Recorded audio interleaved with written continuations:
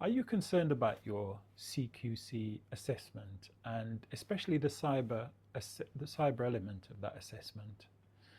Well, we kind of break down this assessment and sort of talk about some of the key things that you need to be aware of. If you're interested, continue watching. Hello, this is Ajani from Network IQ. We provide excellent IT services and have a strong focus on cybersecurity. The following video is one in a series of videos around helping your business become more secure and getting you into that top 5% of secure businesses, making your business less likely to be hacked. Also in the video series, you'll learn how to make IT more efficient and turn it into a reliable utility for your business. So today I want to talk to you about CQC and particularly focus around the cyber assessment element of CQC. So we're going to talk about what is CQC, we're going to talk about why you should be concerned and why you should do it. Oh, well, you have to do it actually, but anyway, we'll come on to that one. So first of all, what is CQC? Well, CQC is Care Quality Commission, and it requires organizations and businesses that provide certain services, especially around sort of healthcare, to be registered with this Care Quality Commission. And they're inspected every 3 years, and they basically have to pass the inspection, and if they don't pass, well, actually there might be compliance notices. So compliance notices that they have to basically address, and the inspections will come back in a shorter period of time to make sure that they've met those compliance notices. Now within CQC there is a cybersecurity element, and this is the bit that I'm going to be focusing on this video. So organizations need to comply with GDPR if they're CQC registered, because they're holding private data, and it's very personal data around health. They need to be compliant with GDPR. And if you don't know what GDPR is, we talk about it in another video in the series. They must also comply with what's called the National Data Guardians standards, and there are the 10 components in the standards, which include only sharing data for lawful and appropriate reasons, making sure staff get regular training in data security, only letting people access personal information if they need it for their job, having a plan for what happens if there's a data security incident, not using all the software that's not supported, and the list goes on and on. And then another one is having a security framework in place that's similar to Cyber Essentials. And then finally having contracts with IT suppliers that hold them to account for the way that they handle personal information. So there's a whole list of sort of compliances that you need to be aware of, and should be part of the assessment, the 3-yearly assessment.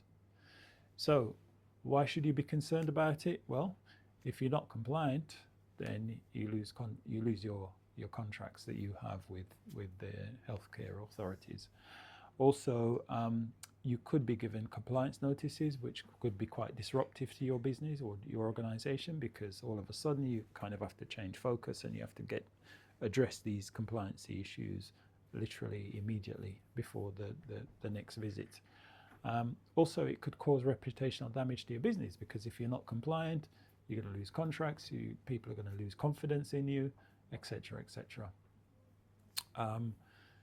Now, why should you do it? Well, the reasons are obvious in terms of what I've spoken about earlier about areas to be concerned about. But again, with having good processes in place, being compliant with certain standards, guidelines, having processes in place, training staff on security awareness and so forth, impacts your business in a positive way. It makes the business more efficient because you've got better processes, and operationally the business is running more efficiently because of those processes. And it increases business opportunities because you can bid for more business. And of course, there's always that great benefit of being able to sleep easier, because you've got less stress, less things that you're worrying about, because you know that this area is covered and you're doing well. So I'm just going to recap on those 3 areas again around CQC assessment. So what is it? It's the fact that you're going to be assessed every 3 years, and you need to pass the inspection. You have to be compliant with things like GDPR and the National Data Guardian standards, which include having a framework in place such as Cyber Essentials, having appropriate reasons for people to access data and to share data, having security awareness training, etc. Those are some of the key points, and one of the important ones is holding your IT suppliers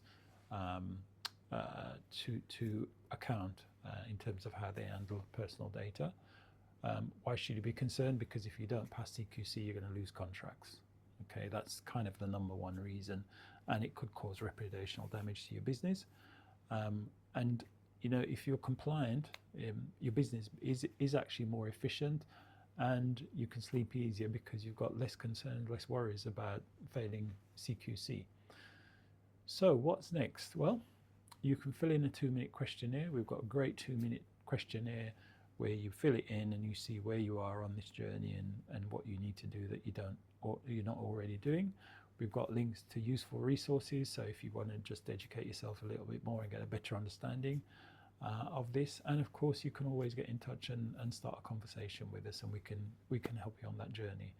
And links to all of these resources is contained below this video. Thanks for listening. Hope that's been useful to you, and see you on the next video.